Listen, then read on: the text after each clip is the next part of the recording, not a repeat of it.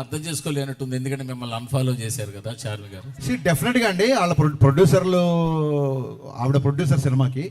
So ప్రొడ్యూసర్కి డెఫినెట్గా నేను ముందుగా డేట్ అనౌన్స్ చేస్తే ఇంకో సినిమా వచ్చినప్పుడు వాళ్ళ ప్లేస్లో నాకు ఉంటే నాకు కొంచెం ఇరిటేషన్గానే ఉంటుంది.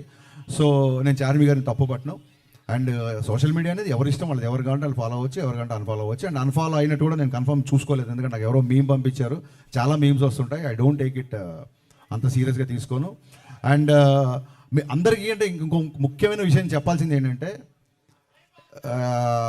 రామ్తో నేను సినిమా చేయబోతున్నా. జవాన్ అండ్ కృష్ణమ్మ ప్రొడ్యూసర్, కొమ్మలపాటి కృష్ణ ప్రొడ్యూసర్గా రామ్ గారితో నా సినిమా ఉంది. సో నేను సినిమా చేసే హీరోతో కావాలని చెప్పి ఏం క్లాష్ కావాలి వెళ్ళట్లేదు. ఇదేంటంటే అన్అవాయిడబుల్ సిచ్యువేషన్స్.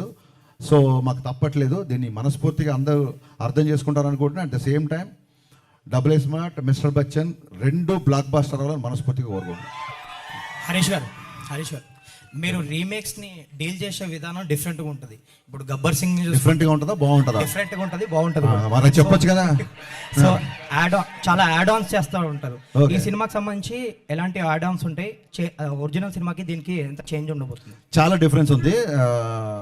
ఇప్పుడు మీరు టీజర్లో చూసినట్టు ఒక 85 to 95 మధ్యలో జరిగే కథ ఇది బేసిక్గా. అందుకే అంటే కొంచెం సినిమా గురించి కొంచెం ఈస్టెటిక్గా పోయిటిక్గా చెప్పాలంటే, ల్యాండ్ లైన్స్, క్యాసెట్ రికార్డింగ్ సెంటర్లు, బజాజ్ చేతక్ ల్యాంబరేటర్ స్కూటర్లు, పీపీ నెంబర్లు, ఇవన్నీ కుమార్ శాను పాటలు, ఇవన్నీ కలిపితే మిస్టర్ బచ్చన్. నాస్టాలజీ మూమెంట్స్ ఉంటాయి, చాలా చాలా ఉంటాయి. సినిమా ఫస్ట్ హాఫ్ అంతా అలాగే ఉంటుంది. వివేక్ గారు, సార్ ఈ సినిమాకి సంబంధించి 14వ తారీఖు ప్రీమియర్లు వేస్తున్నారు. అండ్ ఒక్క షో ప్రీమియర్ కాదు, and first show second show రెండు వేస్తున్నారు అని విన్నా.